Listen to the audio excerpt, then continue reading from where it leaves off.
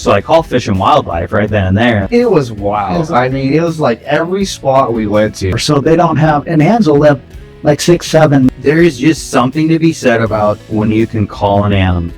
It's easier. I think it's a lot easier to hunt today than it was. Runs like 150 yards. What's one turkey myth that people believe? Well, welcome back, addicts. Here on another hunting podcast. We got Cliff with us. I'm back. We got a special guest here with us, Mr. Corey Sweeney. Corey, introduce yourself and what you do. And Yeah, Corey Sweeney. I've been a turkey hunter for 25 years. I've been guiding for the last 9 years. Guide with Apex Outdoors out of Hettner, and turkey hunting is my passion. I do enjoy elk hunting and antelope hunting and some mule deer hunting, but turkey hunting's. he's underselling this too, guys. He is probably one of the best hunters that I've ever been around. So we got to do a little antelope hunt this year together, which was cool. That was new to me. And Good antelope too. he got me right on a very nice buck antelope, which I talked about in previous podcasts. Yeah. But today's topic, we're going to be talking turkey hunt. Spring turkey. Both these guys have been well versed in. I did my first turkey hunt last spring, so we're going to be talking all things turkey. So let's just dive into it. And I can personally say it's really addicting to do. I didn't think anything of bird hunting at all, and I did it, and I said, "Oh my gosh, this is way more fun than I thought it was going to be." It was a blast. It's just kind of a passion that just kind of develops, and the more you get into it, and especially if you get into it good early, and get some action, you're pretty much good. Yeah, Cliff, you have a pretty special turkey, don't you? Yeah, no, I do. I was fortunate to be the one to shoot number 4, non-typical in the state of Washington. I mean, this one, like, this was kind of before. This was really before my, I guess you could say, turkey career. I mean, I'm not gonna say like I'm a pro by any means, but it was kind of that right place, right time. Literally driving down a road. My buddy, he got his bird in the morning. It was pretty cool. We put the birds to bed the night before, and they flew across this huge canyon. So I was like, dude, I know exactly where we're going to set up. This little field, like right out, like across. It's the only place that they can come out of the roost. So, I mean, like, coming in. So, they're gobbling in the roost in the morning. The bird comes in, he shoots it. It was a little bit far away, but he hits it, and like, he's never been turkey hunting. So he shoots it, and it kind of like is hobbling away. Well, it drops down into quite a draw. So like I don't say a word, just automatically because the bird's going. So I get up, take off running. He's kind of like, ooh, what's going on? And then I dive off the edge. I go down, I find it, and it was like in this bush down by the creek, and it was just kind of running around. I'm like, you're gonna have to finish it off, bud. So he shoots it. We get that bird, and I was kind of like, gosh. Oh man, like what are the odds? Like this, like again, this was back before I really got into it. I was like, what are the odds of getting 2 birds in one day? I was like, that's driving. I hit like a fork in the road. I'm like, well, I could go that way, but dude, you want to just go home? He's like, dude, what do we have to lose? It's a good point. So keep that in mind. Like, take the road. If you have any doubts, just take it. So we take it, and then I spot these birds.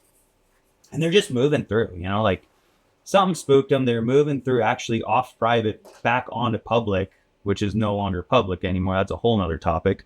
So I bail out of the truck and I try to go over and I get in front of them and I get in a spot and like, they just start darting through. So it's not like the typical, call in, like everybody wants, the Primos setup. Probably while you get over there is the whole primo setup. Yeah. So again, but like I said, this was early on, and they just start, it's hen, Tom, hen, Tom, hen. I'm like, oh my god, I'm like, am I even gonna get an opportunity? And then the last bird that came through, like he stopped just enough, and I blasted him. I was like, yeah, sweet. But I had no clue what I had. So it's like, I grab him. We took pictures and everything. And I was like, oh, this thing has 5 beards. So I call Fish, because I'm like, I don't know how normal that is. And so I call Fish and Wildlife right then and there. I go, hey, like how normal, like, is the, like 5 beards, like records or what? I don't know. I'm just a dumb kid at the time. And they're like, yeah, you're probably going to want to get a hold of the National Wild Turkey Foundation. So I get a hold of that guy, and like he sent me to some website where you can put in all the numbers. It comes up number 4 in the state of Washington. It was number 3 for beard length, but number 4 overall, because the weight of the bird, I forget what it was like 16 or 18 pounds, really light for that many beards. Yeah, he has to be a giant. I've found that the bigger they are, the older they are, they actually start shrinking, like at 4 to 5 years old. Like a regression, kind of like deer, yeah. Except they actually get smaller horns, just thicker. Yeah. Okay. Yeah, that's awesome. So body size, yeah. So it goes to number 4 in the state for overall. But again, like as a kid, I was broke. Like the only money I had was the money to get the full body mount. Like I didn't have the extra $100 or whatever it was at the time to be able to. I'm like, I think they got this backwards. Like I have the information that you want for that bird to be placed at, to put it in a book, but I'm not going to pay to have my name in a book. I still wouldn't. Like even where I'm at now, like I don't need that. I know what I got. But it was one of the, that was really the big start for me. And then getting on to, yes, John, getting on to private land. Wait, I want to hear it one more time. It was getting on to non-pressured birds, not necessarily on private land, but non-pressured birds on private land. But that's what really, really got me into turkey hunting was that. And then was that like your favorite? Is that like your fondest memory of turkey hunting? No, dude, the fondest one, it was me and my buddy Tony. Like we would go. I was still living at home, so I'd take my stepdad Bronco, and we would go up. This was in the Klickitat area, and we would go, and man, it seemed like when I was a kid, birds would gobble like everywhere. It didn't matter. It could be a cowbell, and they would just be going off everywhere. And I hunted this specific area, and we'd go there all the time. And it's like I could never get them to like just do that last committed like coming in. Like they'd be right there. And that was back before I knew about overcalling and all that. We can get more into that obviously later. But that's probably the fondest memories I have, was like me and my buddy going out. There's one night we were sleeping, and I was like, man, I can't really sleep. It was pouring down rain. This road that we were on, no business being on, like especially when it's raining. I was like, oh, let's go around and see if we can't find a coyote or something. And turn the headlights on, and dude, it's just, we're covered in snow. Like, mid-April, that's where it's at, but our turkey season. And I mean, just that's probably like my fondest memories, is going back like on this specific road we called Muddy Road. And I mean, dude, every time we go, there's birds every single time. And that's really another one that got the hooks into me. And I went a short period and then got into that, the number 4 bird, and that put me really back into it. So I'd have to say that's mine. That's pretty cool. When did you start, Corey? When did you? Well, I guess it was 2000 was the first year I hunted turkeys, and I guess it's been 26 years now. First year I didn't get one. I got into some birds, was doing it solo, and then getting paid. The next year I got 2, both flying birds, which was great. And the next year I got 2, and the year after that I got 2, and then I was like, did you have like this is the ultimate, like this is, if like going back then it was tough elk hunting, especially archery hunting back then, but like you go, 3, sometimes 4 years and then get an elk, back then, or at least I go about 3 years, maybe 4 years, and I get an elk. Yeah. And then turkey hunting was just constant action all spring long. And some of the best weather and lots of action. And yeah, I was just. Did you just self-teach yourself on turkey hunting? Did you go with someone to show No, you what to do? I pretty much self-taught myself. Yeah, it was, I learned a lot by trial and error. I just called and practiced and practiced. I did have my then brother-in-law at the time. He was a guide and had been guiding for several years, and he helped with some pointers and stuff. But yeah, it was just going out and because back then there were still a lot of people that did it. I mean, there's turkey hunters that might like it seemed like about 2005, 2007, 8, it got really popular really fast. And so When did they introduce wolves in Washington?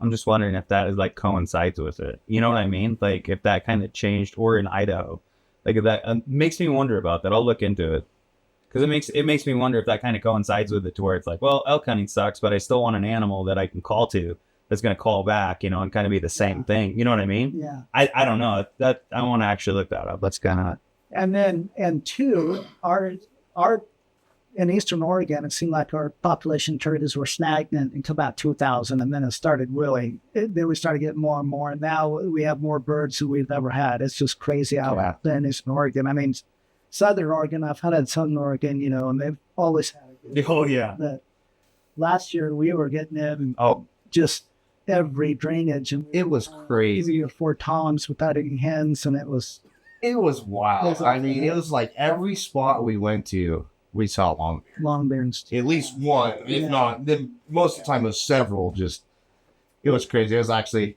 because the first bird we went out, and Max got his the first night, and then I was like, okay, next day, we're staying in this little cabin. And of course, we're just going to go right in front of the cabin here, and I just back up against a tree. Yeah. Here comes this Tom, just right up on the road, and Corey called, he's like, he's going to come right up through here. That's so cool. I just sat there, and I'm like, no way. I'm new to it, and like, Yeah. had no idea what was going on. Yeah. You know, like I was new to the program, just For sure. never seen the behavior before. I've gone out. I went with your brother, Yeah. with Keller, and that was fun. You were there, weren't you? When we went. With Keller or Camp? You went with Cam? Oh, it was Keller was shooting. Oh, Keller. We went out in that field out there. Yes, Yeah. yes, I remember that. Yeah. And Yeah. so, but that was actually technically the first time I'd ever been. Yeah. But I wasn't shooting. This was the first time I was shooting, and it was like, Yeah. as soon as I shot, I'm like, oh, I can see myself getting Yeah. this. This is pretty cool. Yeah, dude. It's It's just like to have them come in on a string, and there's just something to be said about when you can call an animal and like have them react. And I think that's going to be like even going to whitetail, rattling them, having them come in, you know, I think that's kind of all the same thing. It's like when you can, I don't know if I've said this before, but it's, you know, I heard this a while ago, but it's almost like you play God almost in a certain set of terms, because you're convincing a wild animal that you're another wild animal. And there's something I don't know, but it's a crazy feeling to where it's like, yeah, dude, you thought it was another bird. You know what I mean? Like, there's just something about it. And for me now, like to where I'm at, I almost like to sit back and call for my buddies. Like I've killed quite a few birds, like, and this isn't a bragging point, but like, I mean, if you have dumb luck and you shoot number 4, then you go like, well, where do I go from here? yeah. But it's really like the game for me is just calling. It's like convincing a wild animal to come into a noise that you're making. When I go back and I look at it, when the first diaphragm call that I had, you know, almost choking on it. Yeah. To now, it's like I've simplified my game, but I don't even really use diaphragm saying, though. I'm sure we'll get into that. Yeah, we'll get it. Yes. So, like, I don't know. I'm new to this. And you guys have probably seen it all kinds. Like, that what I did last year with you was spring turkey hunt, right? Mm-hmm. So, like, let's kind of go over, like, you know, their behaviors and, you know, gobbling and all that kind of stuff. They're jerks. Yeah. At times. Yeah. Let's see. As far as like behavior goes, I mean, there's times. I mean, when there's times where when they're hand up, like I don't know. I'll work them. They'll hang there, but those hens, and I don't know if this is the same with you. And I hunt in an area to where it's like the population is growing, but it's still probably lower than, really anywhere else in Washington, minus like the easterns that they have in Western Washington.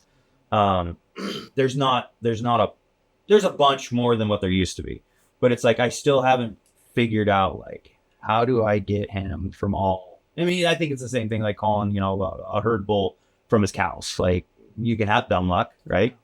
But I haven't figured out that little secret. So that's where I say they can be jerks. They'll still gobble. Well, we had some of those birds. Like there was a couple that we heard that were like, you're like, that's a big Tom. It's like, and he just wasn't coming. And I think that's what he said. He's like, he had a hen with him or something like that. Yeah. Well, it's nice having the luxury now where if they are hand up, I mean, I just move on. I just go. You don't even waste any time with them. Yeah, yeah, it used to not be like that. Back in the early days, they were all hand up because there wasn't that many toms. Right. And a typical flock that we had would be like 2 toms, 6 to 8 hens, and then maybe 3 subordinate jakes that would be behind, and they would never leave. And now, like since about 2017, it feels like you can get those subordinate toms that aren't subordinate jakes anymore. Like there's enough toms and enough turkeys out there that it's easier. I think it's a lot easier to hunt today than it was 15, 20 years ago. So this is like a dumb question, but I actually really don't know. Like I know that Jake is a younger bird, but like how do you change the classification of a Jake to a Tom? Like, so if you were to take, there's been a study on this, and out of 1,000 male birds, 500 of those will live to be a Jake. So high mortality rate. The first year, their beers are about yay big, 2-3 inches. Most birds, they have like a kind of like a half gobble, not a full gobble, but it's just like half. And sometimes you can't tell the difference, but most of the time you can if you hunt enough. And then out of those 500 Jakes, the next year on a 2-year-old, it's another half-life. 250 of those out of that original 1,000 will be 2-year-olds. And then after that, it's like 75 will live to be 3. And then it's like 4 to 6 birds out of 1,000 that live to be 4. So they don't have, and hens will live like 6, 7, sometimes 8 years, but toms rarely live over 4 years. Sometimes you get one 5-year. Yours was probably a 5-year-old, maybe even a 6-year-old, because they do. I did not. So it's like that's when you get into like the spur length and their bodies. They shrink a lot of size when they get that age on them. Those are carried all his weight in his beard, just the wise old Toms, And that's like where the saying came from. I don't know. Wise old Tom. Isn't that a saying? It is now. Yeah, I guess. but yeah, so like I noticed, when we went out, what was it? The second morning we were there, we went up and we're calling, and we went up and just calling for this turkey. This Tom was right in his roost, right above us. I mean, so like, yeah, I mean, I knew that they roosted in trees, but it was like. Right, they've never actually really seen it. I don't have turkeys where I'm at, so it's like I think most you should. Yeah, you got to plant a few more trees. Yes, yeah. There was actually a few, but I think coyotes. Yeah, there's not a lot. There are those and bobcats. Like, have you seen something like this? I know this might be it's not really off topic, but you see some of these videos where like a bobcat will be chasing after a turkey. Yeah, this is what I don't understand. You have wings. Yeah. They don't Yeah. fly into the tree. No, they wait till the last second, and then they get mad. such a hard time with liftoff. Yeah, They're slow. those I get. Well, I'll argue that point because your brother was pretty light, but dude. Yeah, he was an ultra marathoner. Yeah, he put in the miles, got around. But so, like you were telling me, Corey, that when we're dressed down in our camo. Because I was new to this, like I said, it's like you want to be like just fully decked out in camo. Just Yeah. you don't want to be showing anything, and you're like, what were you saying? You can that a turkey can see a tick on a tree from Yeah, they have the sharpest eyes in the world. 30 yards, so their like eyesight is just like That's on point. You know, and it's funny we talk this and like how, you know, how they can be like so spot on and all that, and it's like then you get somebody like my stepdad. I'll never forget this. He's always like, turkey got it, geez. Like in the fall when they're all together, huge flocks and all that. They're just dumb in the fall, like they just are. So we always thought it was easy till I took him, and then I was like, that really changed things. Like, dude, these animals are completely different in the spring than they are in the fall. I promise you that. So it's like, is that like a thing like turkeys in the fall or? well, yeah, they're just feeding constantly, and they're in a herd mentality. They're just with each other, and they're going about their business, and they really don't have much care of the world until you start hunting them. We've been hunting them in fall, really enjoying fall hunts on them, and we're educating them because they're changing their patterns on us. Like, we'll hang next to the creek banks, you know, you don't call, you know, you just wait, you sabotage and wait and done. And they figured out like that we've, you know, been there, we've hunted, you know, and they figure things out, and they just change their habits. And Yeah. I don't know, it's been more challenging in the fall. Yeah, I think there's a perception though too, like that turkeys are dumb. Yeah, that is a false perception. They are dumb to an extent. But Fair. you Yeah. try hunting them, and yeah, I think that's what makes that, going back to the calling, that's what makes it so rewarding. Is it's like when you've been out there and you've been humbled by birds, like and then you get that one to come in, it's just so freaking cool.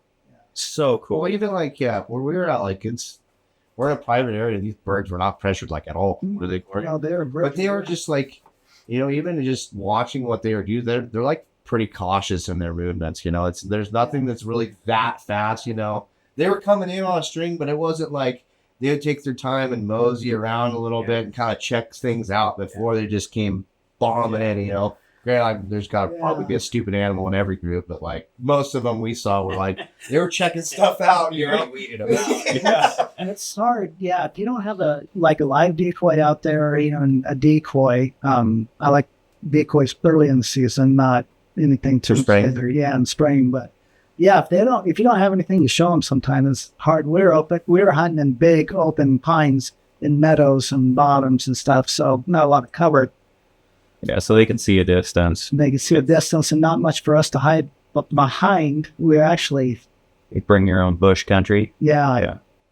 Poor Max was buried into the ground. I was like, lower. It's like, Yeah, he was. I can't see anything. Can't get any lower. We were right out in the open, and he did the old. Yeah, that was fun. That was awesome. That was fun. I think that was Max's first turkey too. Pretty cool. And now he's hooked. Now he's hooked. Yeah, he's going crazy. Yeah, I think he wants to do it with a bow this year. that's cool. Yeah, He asked me, he's like, "Go out with it. You think Corey will let me go take my bow? I don't see why not." oh yeah, That'd be pretty cool. Better tell to practice from us. He's been every day, dude, like crazy. There you go. So that's a whole different thing. That you have to have really strategic shot placement. I mean, it's way far back on a turkey where you got to hit their vitals, and you wouldn't think so. And I want to use that gobbler guillotine. yeah, There's just something about that. Have you those are the big cross blades. Oh, yeah. man. The slow motion video on those, great on me. Yeah, those are gnarly. I was like, we were looking at those while we were talking about it. Yeah, there's just something about that. Think they make them for a crossbow? But you cannot use those in Oregon at all. Oh, that's too bad, dude. So here, just a quick question. So what makes you a good turkey hunter? We'll start, we'll start with you, Corey, and then go to you, Cliff. I'm an amateur. Yeah. so what makes you a good turkey hunter? Putting in the time to call and to learn how to call and to get the cadence right. You got to get your cadence right. And once you get that cadence of the yelp, and that's what makes you, and then patience and Oh, you just stole mine. Oh, You sorry, too. you get the What patience, a cheater. run and gun, and Yeah. and yeah, I guess I'll just leave it at that. Yeah. But yeah, know the cadence and practice. Okay, well, so since he stole yours, I'll get you the next. Well, I'll go into it though. I can go a little more. Well, what's the biggest rookie misconception about turkey on legs? Biggest. Maybe you That's touch on it, easy. Yeah, that's easy. You got I mean, yeah, like it's because it's not. Again, like yes, you can go out, you can have dumb luck, or you can be, you can get. I think when you see it like on TV, YouTube, whatever, you look at it and you're like, oh, that just seems really easy. You go out and you just call them in. It's not a big deal. They come right in. They're just dumb birds. Like that's, I think, the biggest misconception. But I will say another one is people when a bird's coming in, like the misconception, and I'll go back even to like the vision of a turkey and what they can pick up, the movement that they can pick up. And I've hunted with guys, and one of my buddies like, you stop losing. Like I can sit. Same thing with coyote hunting. I can sit still like I am like a stone. And then you hear rustling around. I'm like, are you serious right now? Like you got a bird coming in. But I would say that's that's a big misconception how good their eyes are, like in what you think you can get away with. Yeah. Yeah. Yeah, we experienced that. I experienced a lot of that with whitetail hunting. You can't get away with nothing. And those birds are a lot like that, I think. I think even better. Yeah. Honestly, that. So let's dive into when we're scouting. So what are we going to be, Corey, what are you going to look for when you're looking at an area to scout for birds? And obviously probably try and find some birds, right? Yeah. So typically the birds are going to be the same place every year and even use the same roost trees every year. So once you got them, they're golden. You're going to know where to hunt them every year. They usually use the same roost trees or the vicinity. But driving the roads, especially after like a rain and it dries out and there's like a fresh dusting in the road. But when you see those cross marks in the roads where they're strut zones, they use the roads like crazy for strutting. And when you see those marks in the roads, you found a place where there's turkeys. And way back when, a long time ago, when there wasn't a lot of turkeys, I spent a lot of time driving around looking and then finding, there's been turkeys here strutting. And you might go 7-8 miles in East Oregon until I found a group of turkeys. So like when you say you're strutting, like how do you tell that they've been strutting in the road? Like, so they fan out and their wingtips and they just, they do that. They do the Yeah. shuffle, bro. The truffle shuffle. Yeah. Yeah, that's what they're out there doing. They're all fanned out and everything. And they drag I did not even know if you look at their wings, like you'll see, I mean, when you shoot one, pay attention to it. I mean, they're just shredded, like at the ends. Okay. Because they're just dragging them. Yeah. Yeah. That's cool. I did not know. And then, So, yeah. yeah, they use the same trees. Yeah. They use Or the same area? They'll use the same trees and same area. Yeah. Same vicinity. Yep. Yep. As long as they don't get yeah. Yeah. As long as somebody doesn't shoot them out of the roost. You shoot a turkey out of the roost. Oh, it's game over. Yeah. They don't even come back. I've never done that, honestly. I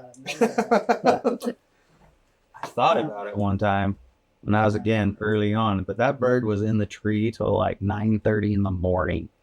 All the hens, all of them flew off him. And he's up there it was a jake, obviously, something dumb, but not too dumb though. I don't want to but it stayed in there till like almost like 9:30 in the morning, and I finally flew down. And I shot him, but let's just go. I got tired of waiting for a big bird that year. I'll take the small one. I'm not the trophy hunter, and I'm not too proud. I'll do it. But we're also allowed a couple birds a year, so depending where you're at. Well, one thing I thought was pretty interesting, we were there, like, Corey, you were like sitting out and you were listening for birds, going into their roosts and stuff. And that's kind of like the areas you pick to go in the morning. That's something I kind of picked up on when we were there. I was like, oh, he's like listening for these birds, seeing where they're at. And then like, that's where the game plan is because they're going to be there all night. Yeah. You're going to try and get them right out of the roost.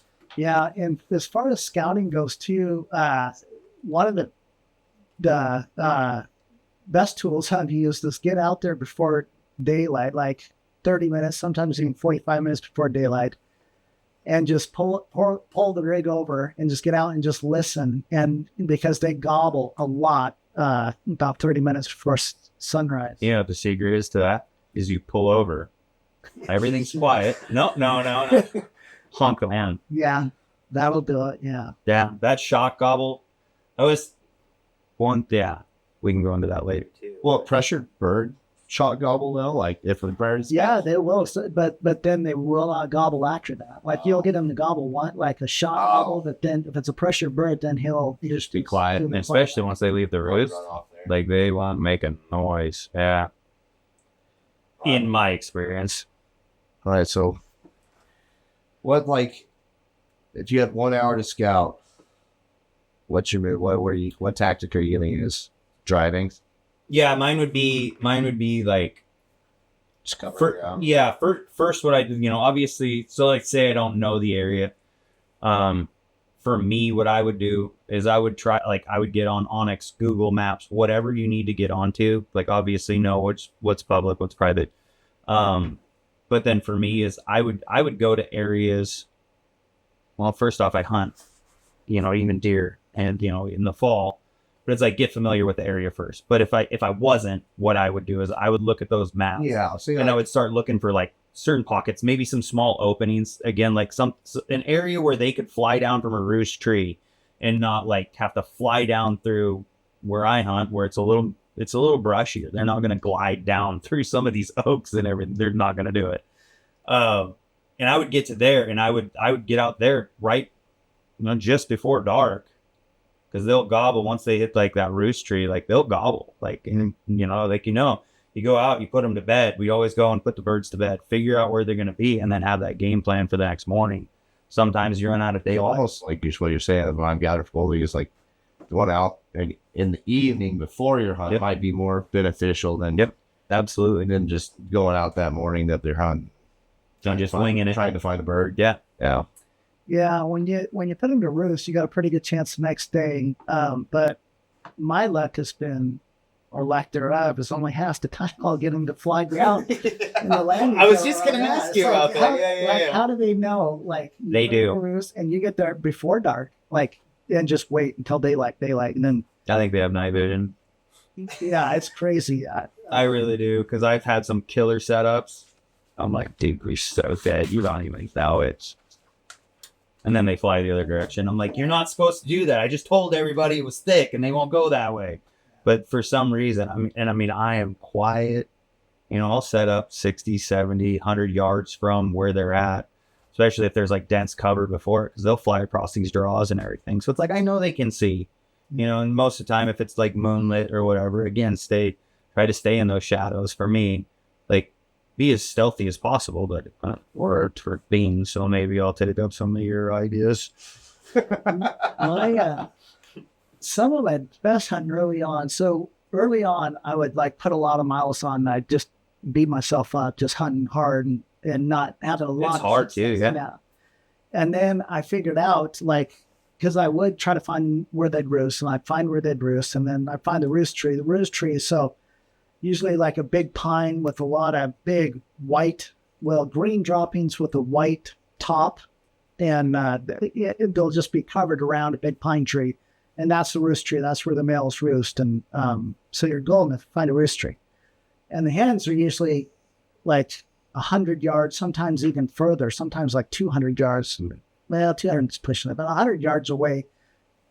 They'll be roosting in a different area, and I would run myself ragged. I'd find the roost tree, and I knew he'd be coming to roost that night, and so I'd just be so tired. I'm like, I gotta take it easy. So I'd just go sit 100 yards from that roost tree or 60 yards from that roost tree, knowing where the hens are, and it was some of the best hunts I ever had, because you'd hear in the distance, you'd hear a gobble at 4 o'clock, and then 4:30 would be closer, and then all of a sudden is in your lap, and you got a tom coming into the roost tree, and you just So I've never had, and I don't know. There's times I feel like I overthink it is the problem. You're like, oh, they're gonna come from this way, and then it's like I'm completely wrong, And this is even on non-pressured birds.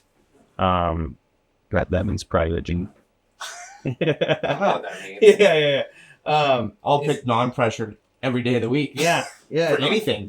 Why not? But it's like I've just always put myself in like I overthink it. Like, oh, I mean that looks like a clear path, but for me I've never had any luck with the eve. Anyway, yeah. Yeah, I mean I'll give them. We could, when they go to roost and they're gobbling, but short of that, like the evening that's all the evening is for me. Yeah. Like we'll just figure out where they're gonna be tomorrow. Yeah. Well, let's kind of get into the business end of things. Is what gear are we packing in? Let's start with shotgun. Shotgun. Cliff, what do you like for a shotgun? I run a 12 gauge, super full choke. It's actually my duck hunting shotgun. So I mean, it's a longer barrel, so it's like I can reach out a little. You look at a lot of turkey guns; they're all short barrel. I don't know if that's what you use. Oh yeah. Yeah. Like I want to be able to reach out and touch someone. That's what I'm about. Super full choke on us. I'm really a fan of Corey shotgun 11 years. I was like, It's because you put a bird in your lap. well, dude, it had a good hand feel to it. It's just got a short little swing. Like the barrels. That's the biggest thing is the swing. The short swing of it was like really nice of it, and like I told him just before we got here, I said I have it in my sportsman's cart right now. I'm gonna order this thing before the hunt happens. So yeah. And in the hunting world, it's really not like one of the higher end shotguns. No. So it's a Mossberg 835 Yeah. Ultramag, which I absolutely love. I've killed 50 longbeards with it, and all the camos like wore off on the bottom. Yeah, it's on. And had to replace some components on it, but Bulletproof. they are bulletproof, and Is it a pistol grip on it or no? no. Okay. They do make them with one. Yeah. Yeah. My out-of-state, I have a gun that I use for out-of-state hunts, and it's a TriStar. I want it, and the camouflage pistol grip, and so I put all the goodies on it, and it's one I take out of state, and I love the pistol grip, and the scope. It has a scope on it with a diamond, and the diamond is in the middle, and you just put that diamond on the neck, and the scope, and it's magnified just a little bit. And like going to Wisconsin or Nebraska or whatever, you can just That's pretty neat. Yeah. Dude. And so like you're using do you have an extra full choke on that or? I have an extra, the extra full, the two, on that Mossberg, and then extra full. What size shells are you at? I like number 4s. That's my favorite. Is number 4s. Yeah. I like rings or double. Yeah. Prefer heavy shot. I do use heavy shot. Which we had this conversation prior to this is it's like, I know everybody's trying to pinch pennies, but it's like, man, there's something to be said. And if you don't look at it like you're going to go duck hunting and like, well, I'm going to blast, 20 shells in a day or whatever it is, you're shooting once. Yeah. So it's like, ideally. Yeah. Ideally, yes. So it's like, it comes down to, it's like all the equipment, everything that you put in. And I've heard so many guys talk about this, and it holds so true. It's like, do you want that to be your weak point? Like that's the difference between harvesting a bird and not. And I know there's going to be a lot of people that want to argue with me on this, but I will fight you personally because I have used shells that I'm like, oh man, this is the new greatest thing that came out by Winchester. Not hating on Winchester for everything, but this one I will. They came out with the extended range round, and I had a bird come in, and he hung up on the edge of the trees. So I crawled, and I know he saw me, but it's like then he just whoop, right over the edge. So then I popped up, and I'm walking slow, and then I catch him, and he's just kind of like weaving between trees. He's only like 40 yards. That's a dead bird. And I shot this bird. Yeah. Boom. Folds, right? Sweet. Nope. Gets right back up. Pew! Flies. What? This goes into this story, okay? This is why, okay? I'm very passionate about this if you can't tell.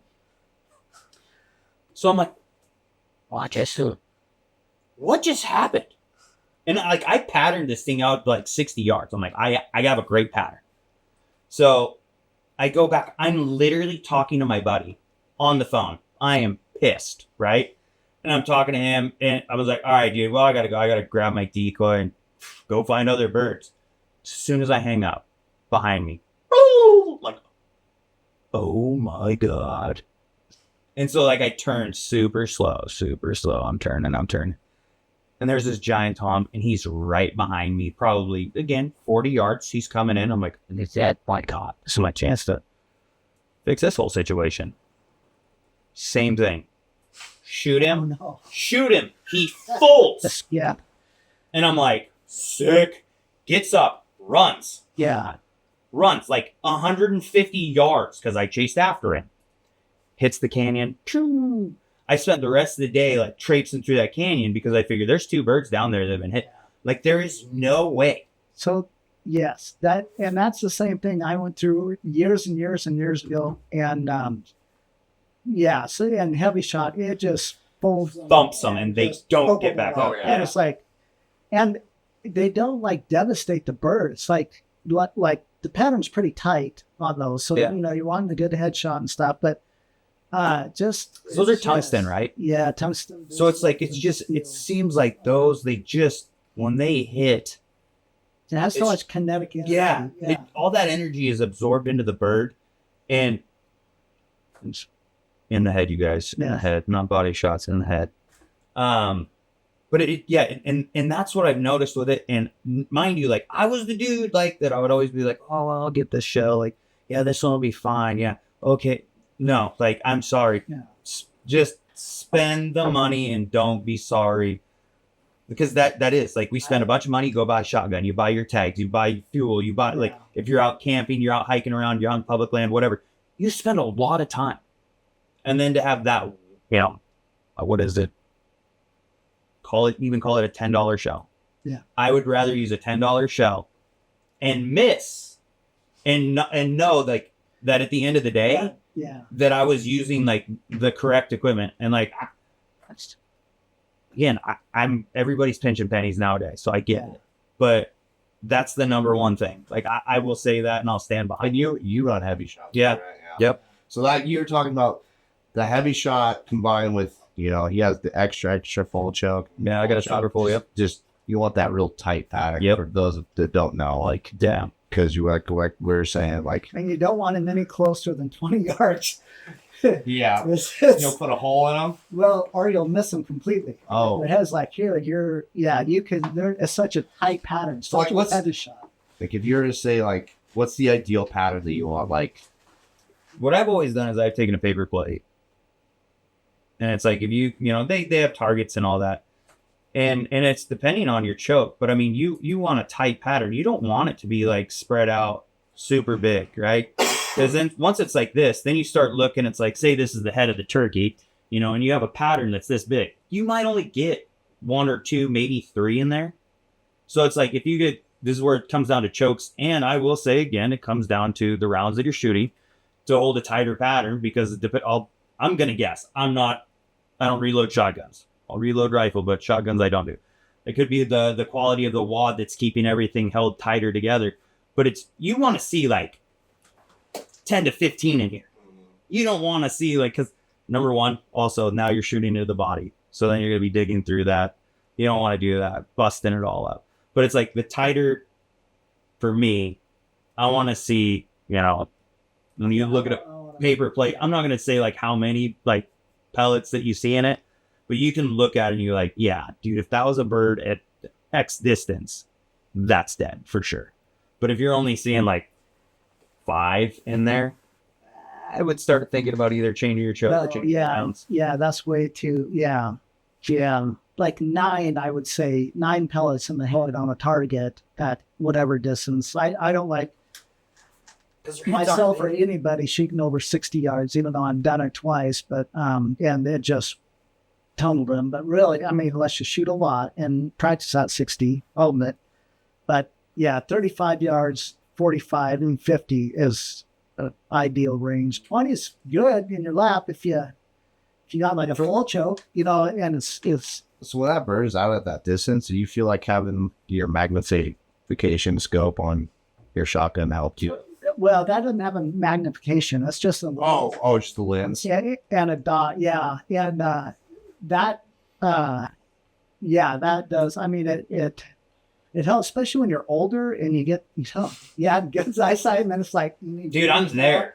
I ran into this recently. Yeah, and with those, it's like, Well, because I was looking at this, the 835 that Evans card. It has a package and it comes with red dot on it. I was like, oh, red dot, yeah. I don't know if I want to have the red dot on it or not because I like you probably upgraded the buckhorn sights, yeah, with True Glow or just any high vis sights.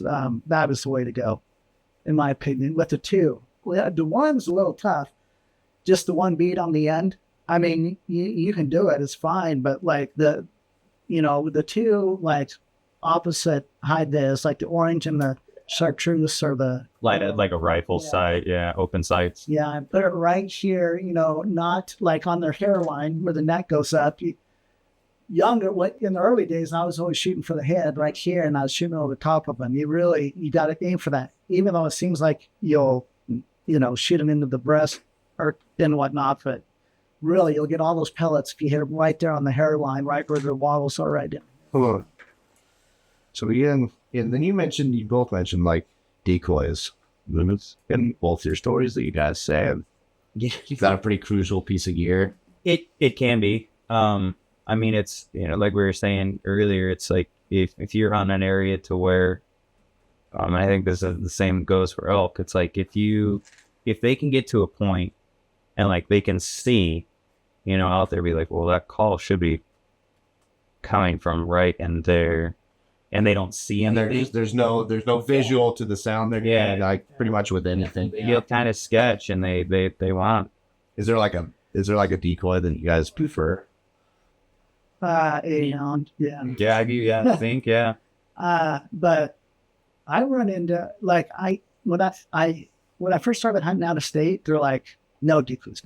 So it's like, why? And it's like, well, the toms won't come in too much fade back. Like we were using jake decoys, and I couldn't understand that because they had more birds than we did. Because in Eastern Oregon, we didn't have very many birds. Like the decoys worked great. And then now I still use decoys sometimes, like with some hunters. We threw some decoys out, and they do work pretty good until you get later on in the season. But yeah, now, sometimes those toms just don't want to have anything to do with the decoy. Is that just like... That's when you throw out the jake on the end. Why do you think that is? Why do you think like they... Well... For me. Yeah. For like, when I went hunting in Nebraska, he said, do not put one out there because all the jakes, they have so many jakes that they'll like gang up on top. Yeah. They see one jake decoy out there and and I didn't believe them until I saw No way. Yes, and it was true. You'd suck a decoy out and they would not. Yeah, that was in Nebraska. And then I was like, that is crazy. Yeah, they just, Wow. It's crazy to hear, like, because I've only hunted in Washington, specific little pocket, right?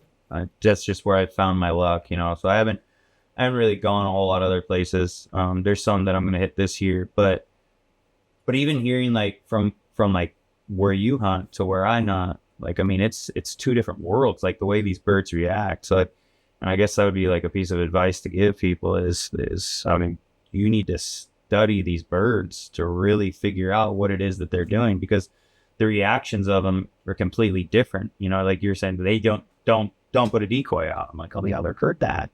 Yeah. Like, because it's one of those things, based off my experience, if they don't have something to see, why would they come in? It's usually like they see a decoy, they're hooked, like straightforward, because it gives them the confidence to come in. Why would there be other birds? So it's just kind of cool to hear that it's throughout the country. It can be different, they run into different experiences. So that's interesting. So, I mean, you can take, like, for this podcast, take a lot of little pieces from like what you're saying, what I'm saying, what John's dreaming about. Yeah. Yeah, your your cart. I'm like novice. You guys are the masters. I'm I learning do- just as much as the listeners Yeah. on this, honestly, I do like using decoys, but they're just kind of a pain to set up some tie down. Sometimes you just got to go after it. So Yeah. Well, another famous piece is best camo is sit still. Yeah. It's like Fred Bear's. It's like, Yeah. I've talked about it 1,000 times, but like the best camo is sit down and shut up. Like, is that, and that's pretty much what. But do turkeys like? Is their eyesight like? Some animals can only see it bicolor. Deer only see in 2-color spectrums, are where you see 3. So Night vision, bro. they can't. Thermal, whatever they got, they are good. But can they pick up colors? Do you know, or do you have to be fully camoed out? they pick up movement. That it's the movement they're looking, and yeah, they have such a broad spectrum. when they got their eyes, both sides of the head. Yeah. I mean, just like deer, just like, what we run into. So it's like, Yeah. they can see everything. And so it's like, even like, that's why I'm always afraid, even like when they have their backs to me, I'm like, my knee, like if my knees are shot, so I'm just like, oh God, can I kiss this? And it's like, dude, Yeah. pick up on it so quick. So the biggest problem I have with my hunters is they'll be out there like 100 yards or 80 yards, knowing they're coming in, and out there quite a ways, and I'll tell them, just get your gun and just hold still and just look down. It's going to take like 3 minutes, and he's going to be right here. And they just keep going like this and looking and waiting, and that's all it takes. Even at they can pick that up at 70 yards. Yeah. They can see just like that at 70 yards, even if like Everything wants to if you're kill. right behind them calling and they're looking in that direction, yeah, they'll pick that up. Like coyotes, bobcats, like, I mean, any cougars, they rely on their eyes to stay alive.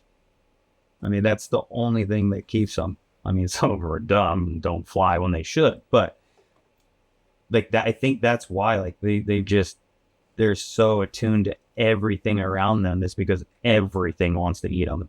Like, So feral house cat, I don't know, could be a thing. I just, the way I look at it, I mean, how many times have you like had a decoy up and a coyote's come in? yeah, I've had that happen. Yeah. I don't want to mess up like this one. When I got my turkey with you, I was like sitting there. I was like, one thing I did do right is I was like, I knew that you don't move, and I like knew that bird was coming, so I just like had my shotgun rested on my knee like this. I watched him come in, and I just did not move because there was like I was back to a tree, but like there was nothing else around. There's one pine. Yeah. And I was like, just did not move until he was within range, and I was like, I moved, Yeah, but he was already like. Yeah. By the time he saw my movement, I was already pulling the trigger. So when they do Like, that, just boom, Yeah. and it was just right on him instantly. So like, takes them away from that, if you will, from a novice. But just wait for your movement until they're already. you yell rooster when it happens. Rooster!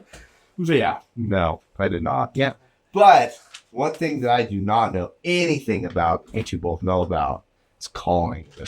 There's about 1,000 different ways calls out there for turkeys. Because Corey was using a little box. Was it his chirp box or what? What's it called? Yeah, the one. Box call, yes. Well, yeah, we were, but no, I was using that Cody call. Okay. Yeah, that Cody makes, and I don't know. I do like to use a diaphragm quite a bit, but box call when it's windy, I do use box call when it's windy, and to get like sometimes.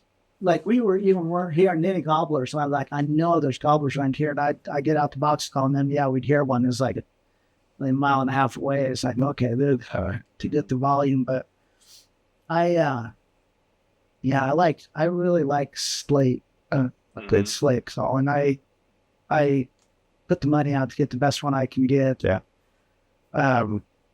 Just because take a lot of people turkey hunting, it's just the professional aspect of it, get the best of Do you just run slate, glass, or aluminum? No, I don't run aluminum or glass. My brother runs glass, and he loves it. And he I love glass. pretty good. Yeah, but no, I'm old school slate. Yeah. I And it's a little bit tougher, because of the rain, and that'll muck that up. I have that little Primos tool like everybody else does, and I just use that. I go through one of those like every 2 or 3 years, just it's got everything much, and just go with it. But then they get tired of that too. Yeah. They especially if you have the same birds, it doesn't take too long before they figure out, okay, the birds. I mean, we've killed multiple. Like we sat in one spot one day and killed 3 birds. So it's like, I mean, they know we're there, but I've gone away from, and again, this is where I say, like, take it as a piece, or put it in your toolbox. Is so I run, I run a glass, calling, like, my biggest thing that I go to, just cluck some birds. That's it. Yeah. You get birds, and this was later in the season, second week of season, act like a bird. I mean, if you know an area that they're coming into, like religiously, they might go off. And this is one thing that I will give you, like, people a piece of advice. This is where it comes to patience. If you have a tom that is gobbled from a call that you have let out, he has heard you. He knows that there's a bird there. So it's like, those hens will eventually, depending on what time of the season, they will go to nest. That tom will then be on the lookout, and he will go back to where he heard that. So it's like, I'll sit there and I'll just like have hen decoys out. I'll just a cluck, and then go quiet for like 15 minutes. And then I'll just repeat that same process. I'll change up the cadence a little bit every now and then I'll put a yelp every now and then, but I'm not like, for me now, like, I'm not big into just I've just gone away from it because it's So, what I have no clue. What do each of those mean? Like, So like what it's like yelp, cluck, purr. Like, what are each of those signifying in a call? So the yelp is kind of like an assembly call, and it does work. If you got the cadence right, the timing is right too. Sometimes the hens will they'll get to chatting with you a little bit on a hung up gobbler, and sometimes you could actually call the hen in. It's exactly just by mimicking her exactly everything she does, do the exact same thing. And then we did this last year, like twice, I think. We'd get a tom fired up. He was with hens, and there's they were getting close, but like they weren't coming in there henned up, and they were going wherever the hens were. So we quit calling, and then he knew we shut up, and then he'd gobble along on his own, right? That's the guy fired up, and I'd call just a little bit, just right after it, and would not call to him, but let him know that I was there every time he gobbled. And pretty soon, the whole, they all came around. It was just like subtle. Yeah, and it took like 40 minutes for them to come in, yeah. And then we got, I think that one I think that's what I got the bird on in crib, right? Yeah. No, yeah. That was, and then the ones that, when Max had the 2 toms come up over the hill. Yes. Those were 2 that you were just barely Yeah. Yeah. Sometimes I think and it all depends, obviously, like with wind and all that. But sometimes it's like, to me, where I hunt, the way I hunt, it's just being subtle and just act like a bird. It's like, they're not always chatty. I mean, I was in Wyoming, and my God, those birds were chatty. Oh, it was insane. Like, I've never heard birds talk like that. Yeah, Merriam's. Oh, well, that's what we have. Are yours Rios? Ours are Rios. Oh, no kidding. Yeah, ours are Rios, except for this one pocket we have for, we got Merriam hybrids, and they're actually pretty close to Merriam's. I mean, really white tip tails. Yes, Max got that. It was like really his was super white. I try to keep that one a secret because there's not very many in Eastern Oregon. group of Rio that there is, or at Merriam's, but there is a group of Oh, no kidding. Okay. I assumed this whole time that you were on Merriam's. I had no clue. No, Rios. Yeah. And, I'll be darned. but they're hybrids, which is great. Yeah. Because the Merriam's, they they nest in really thick, dense brush, right? Uh-huh. Yeah, yeah, and the Rios are more open and really susceptible to predators. And when they hybrid, it kind of gets the best of both worlds. They kind of a little bit more protected with their nesting, and they do travel a little bit more. Like we see our birds travel quite a bit more at Merriam's, but that's what you're talking about, roost trees and everything. It's like, for the birds that I hunt, they don't necessarily they're not even necessarily in the same spot, where they roost. mm-hmm. And I don't know if this is, species dependent, like if a Rio is, they're more set on a clock, like, yeah, this is what I do, go back to this tree, I found plenty of roosting areas, and they'll be roughly in the same area, but it's like I've had it to where, like, even on private land, they don't go back to the same tree. So what there's four subspecies. No, actually, there's 5 because there's a small group of goulds in Mexico and Arizona. So what are there? Miriam, Rios, Osceola? Oysters. Yeah, and basically else. And then the goulds. Yeah, but I'd love to get an Osceola. Yeah. That's on my bucket list. Have you got a Eastern? No. Oh my God. I could. Those are that is elite for turkey hunting. It's the gobble, like you can feel the percussion. Yeah, just thunder. It's just like it's thunder. Yeah. God, it's awesome. I love that. They gobble not as much. Not nearly as much, and they're way tougher bird to hunt, which also makes it fun. But they and then their spurs are huge. Their beards are huge. Yeah. I love hunting Easterns. All right, we'll get into how we like to set up. From what we do, we just kind of locate a bird with Corey and find a nice tree to lean your back up against it, whatever, a good shooting lances. That's pretty typical for you, what you do. So what I like to go out and be able to locate on public land. But like, since I've had the opportunity to be able to go knock on a door and get onto private, what I found like probably the most successful for me is find out where they want to go. Because they'll go there. They might be on the other side of the opening from you, but it's like, that's where you're calling and that setup. It's all dependent on that. You can just go intercept. You don't even have to do calling. I'd be good at calling. Just find where they're going through. You could, if you pattern them. Yeah, you don't even have to be good at calling. Like, that's the thing is, like, if that's something you struggle with, if you can pattern the birds and get a good idea of where they're gonna be, and there's sign of it. There's droppings, like you'll see them like where they're scratching, and like for me in the oaks and everything, they're gonna visit that spot. It's just, at that point, it's the same thing as like setting a tree stand. It's all strategy. You have to put a little bit of time in and figure out where they're gonna be.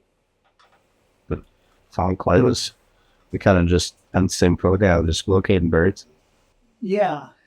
We would call real soft in case there's anything close, and then just kind of turn it up, and then they're there, way out. Good, we got plenty of time. And then we go after them. That's we always start off soft, and then the best was getting them out there about 400, 500 yards out, way out there, and calling just a little bit, getting to them. That's good. That's good. Trick use. So, like, what would be what would be your ideal setup when you're going into the woods? Hear turkey calling out. Like, do you want elevation on them, or? Yeah, that's a good question because, you do want elevation because it is hard to get them to call downhill. Okay. They'll come uphill to you really easy, but to get them to come downhill, get them to cross. You'll get it done. I've had a dumb one. I watched him fly across the canyon to me. I was like, it can be done. Yeah. It's just way easier. If you want to make it easier on yourself, get the best setup and get But For sure. Yeah, I would agree with that 100%. Worst setup? Worst setup. Worst setup under the roost tree that you didn't know was the roost tree? that's because there's so many turkeys around. Yeah, like, that's got to be. I mean, that's probably the worst setup that you could make. But then again, who knows what's gonna happen? I mean, if you're in there and then all of a sudden you realize it before daylight, you just better sit and be quiet. But I mean, here's the thing: they're gonna fly, no matter what. So, but just try not to spook them. That's what I would say. All right, we'll do some quick fire questions before we close out here. So, Corey, what's the number one turkey tip you'd give a beginner? Green. Number one would be, well, I kind of already said it, practice. So, but that's my number one. Practice calling. But one that I haven't used for a beginner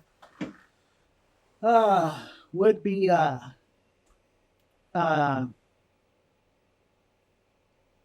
guess for a beginner, scouting, doing like what I said, just scout and try to find the area where the birds are, and then let that be your hunting area until you finally move on to another place. Just find out where the birds are, because they'll be there year after year. Like I said, if you're new into it, or if you're, looking for birds for the first time. Mine would be don't overcall and be patient. Be patient.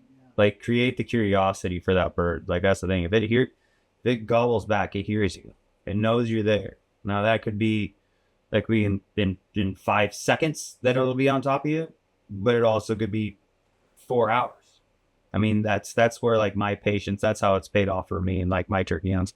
I used to be the run and gun, but I'm just patient now. So I think it depends on the birds after talking to you and hearing that, like, that's what you guys are hunting is those Rios. It sounds like they're a little more aggressive. So, but that's what I would say. Yeah. All right. Then what's one turkey myth that people believe? That they don't taste good. For one, there's a lot of people that just say, I ain't gonna hunt those birds. They don't, Oh yeah, I had it. It was great. if you have to put some time into it. You got to marinate or really slow cook and hot oil and season. But and we do pot pies too. Yeah. Oh, I've never done that. That's good. Yeah. Fajitas out of mine. Yeah. It's superb. It was great. Yeah. But people really don't think that they taste, and they do. Yeah. They're delicious. I've heard that so much. Like, I was gonna say that'd be like probably the number one. And I'm sure go ahead, keyboard warriors, and you can say how you don't like them, how you don't think they taste good. My question to that: why are you? No. That's the way I go with it. But yeah, no, I that's kind of my number one. Other than that, people think that they're stupid. Like that'd be like the top two, I think. Yeah. Well, let us know down below in the comments what you think. What are some turkey tips that you will use and can tell other people about? For sure. Well, let us know. And also, let us know what topic we should cover next. We got, sky's the limit on what we can talk about here. So It is lots of topics. stuff. I'd like to hear from you guys. Yeah. So, until next time, get out the woods, go hunting. Just not where I'm at. This is not where we're at. All right, thanks for coming along, guys.